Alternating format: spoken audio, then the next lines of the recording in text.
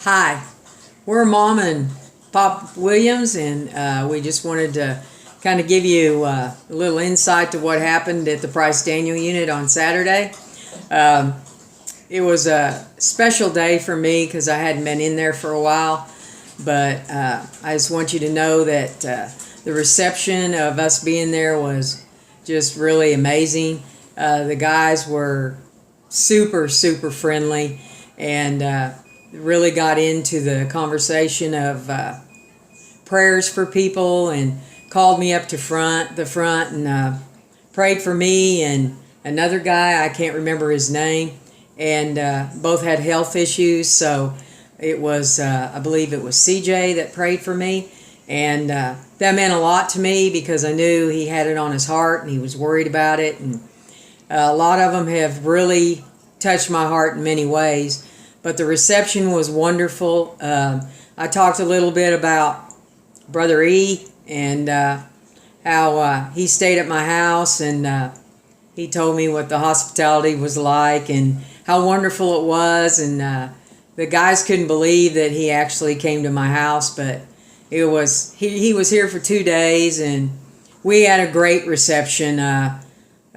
We sat here and visited a lot, and I got to cook for him, and we went out to eat, and all I can say is yesterday was an amazing day.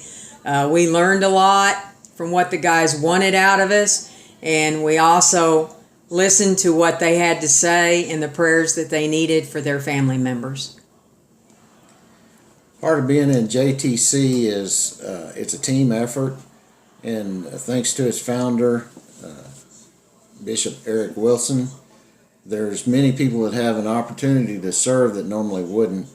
We got in there and they have not forgotten you, Eric. They asked about you right off, and Eric had sent us a video with an update on what JTC is doing worldwide, and it was well received. As a matter of fact, it was so much interest in that we had several new inmates ask for contact information. So we're going to try to make that available to them, and we may have so much response we may have to spread those letters out. Eric, they just really enjoy hearing from you. They got some good information and advice from you about the Niagara Falls video clip, and took it to heart. It was something that they remarked that makes it all worthwhile. We did have some really good news, and love to share this with you. A young inmate came up to me and said a couple of weeks back he had realized that Jesus was the Messiah, and that I never had anybody tell me that.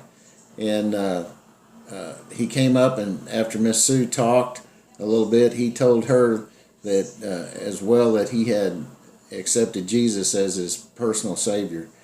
That same individual, and I know heaven was throwing a party.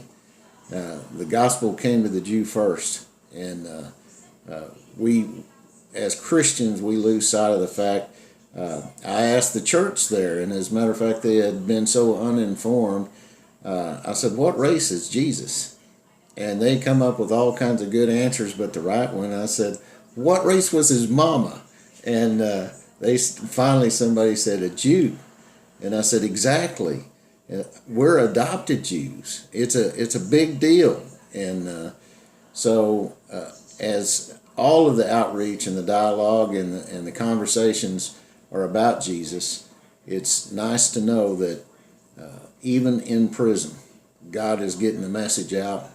And we encourage the church in the prison to evangelize the lost people that they knew and had contact with daily. It was a real blessing. And we just want you to know, if you're going to have a conversation in Post, Texas or Snyder, Texas, make it a good one.